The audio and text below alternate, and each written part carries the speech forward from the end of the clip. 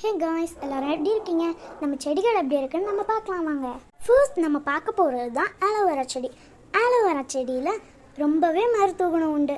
இந்த ஆலோவேரா செடியோட ஜெல்லை எடுத்து நம்ம நிறைய நேரம் தண்ணியில் கழுவி அதை சாப்பிடலாம். அதுக்கப்புறமா இந்த ஆலோவேரா ஜெல்லை எடுத்து ஃபேஸில் அப்ளை பண்ணிவிட்டு கொஞ்ச நேரம் கழித்து ஃபேஸ் வாஷ் பண்ணிங்கன்னா நம்ம ஃபேஸ் ரொம்ப க்ளோயிங்காக தெரியும்.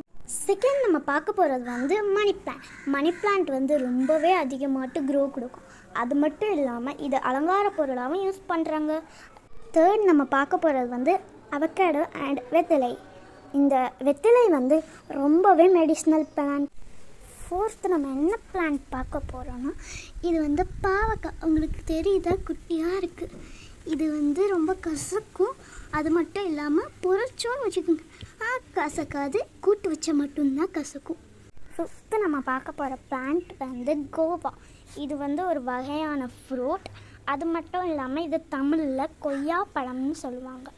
இது இதோடைய வித்து ரொம்ப ஹார்டாக இருக்கும். ஆனால் இந்த பழம் ஸ்வீட்டாக இருக்கும். அடுத்து நம்ம பார்க்க போகிறது என்னென்னா டொமேட்டோ. இங்கே பாருங்கள் காய்ஸ், எவ்வளோ அழகாக இந்த டொமேட்டோலாம் காய்ச்சிருக்கு. அது மட்டும் இல்லாமல் இந்த பிஞ்சியான குட்டி டொமேட்டோவை பாருங்கள், பார்க்கணும் போலே திங்கணும் போல இருக்குது. ஆனால் இது இன்னும் ஒழுங்காகவே ரைப் ஆகலை. அது மட்டும் இல்லாமல் இங்கே ஒரு 2 டொமேட்டோஸ் இருக்குது.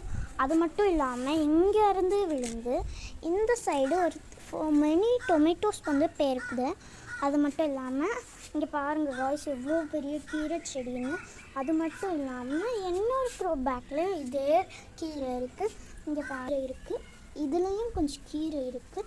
அடுத்த ஒரு பிளான்ட் காட்டி கொடுக்குறேன், ஆனால் எனக்கு அந்த பிளான்ட்டோட பேர் தெரியல. உங்களுக்கு இந்த பிளான்ட்டோட நேம் தெரிஞ்சதுன்னா கமெண்ட் பண்ணுங்கள். அது மட்டும் இல்லாமல் please support for like, subscribe, share and comment. Thank you.